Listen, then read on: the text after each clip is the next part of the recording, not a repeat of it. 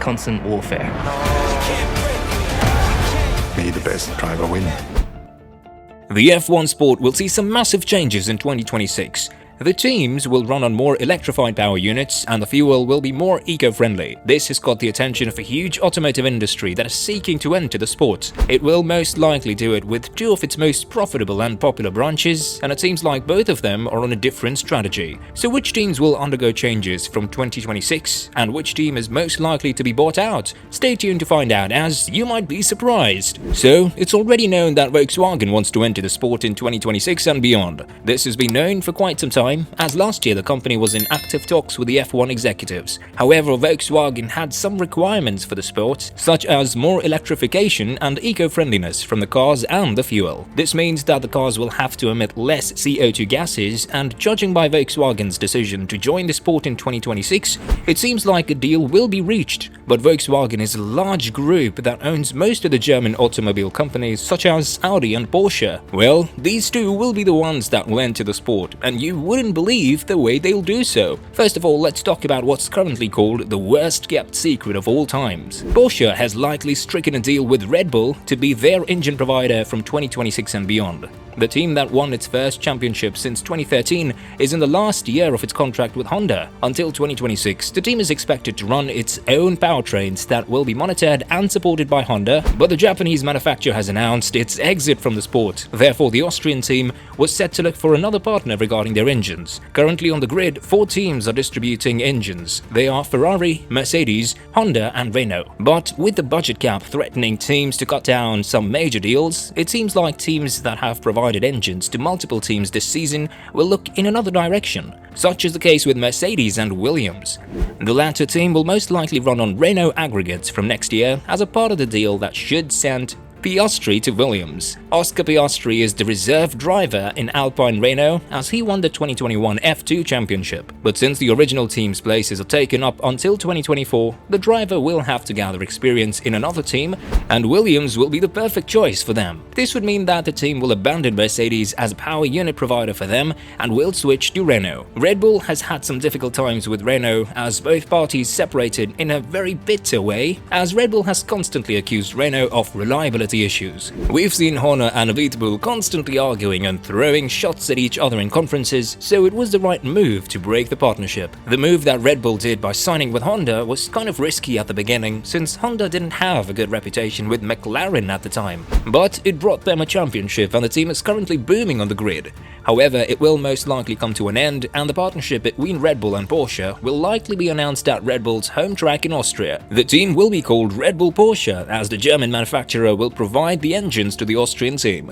Meantime, Audi has different plans regarding entering the sport. The other German manufacturer wants to complete a buyout in one of the F1 teams. It first started with McLaren, as the team wanted to both provide the engines and own a major part of the team. However, Zak Brown has denied any chances for the team to be sold, and he said that McLaren is a legendary team that won't be bought out and is on the right track in F1. Talks were intensive, and the connections between Audi and McLaren were really frequently mentioned, but the chances of a buyout have fallen into the water. This is why Audi has to turn to teams that are most likely to be sold due to the nature of their performance. Such are the teams of Williams, Aston Martin and Alfa Romeo. Well, Alfa is the one that resurged this year with the coming of Bottas and what seems to be a great addition in Zhou, the first Chinese driver and a rookie in the sport. However, the team is likely to be sold to Audi, as Alfa Romeo is currently holding the commercial and technical partnership. Sauber is currently holding the racing license, management and ownership, so it's up to them to choose if they'll sell the team to another manufacturer. Sauber has been an object to buyouts through their existence multiple times so far.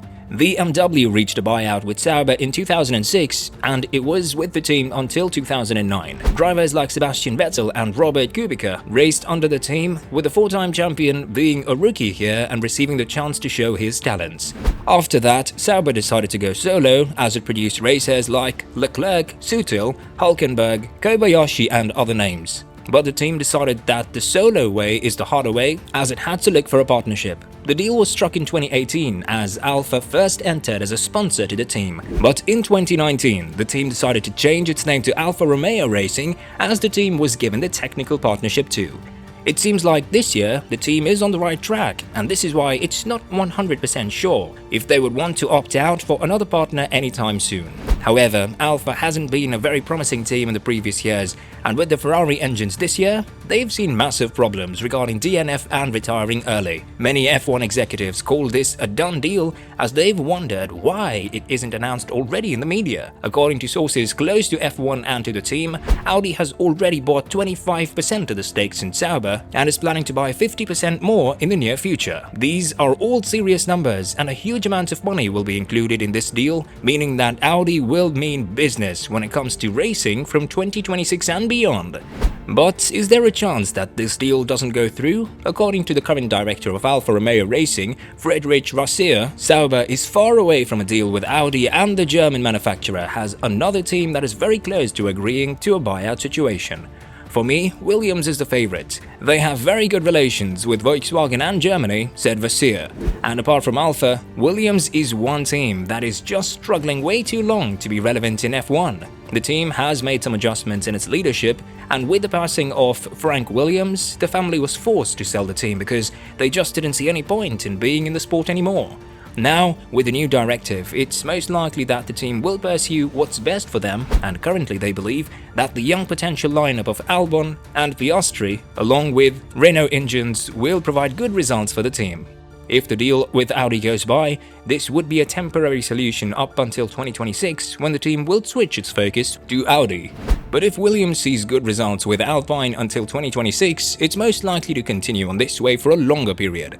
The team is looking for a way back into the point section, and currently, Albon holds the 3 points that the team was able to obtain in the 3 races. Having the status of a paid driver, Latifi is most likely to be out along with his father's sponsorship through Sofina, and Williams will be happy if they would even reach the midfield from the next season.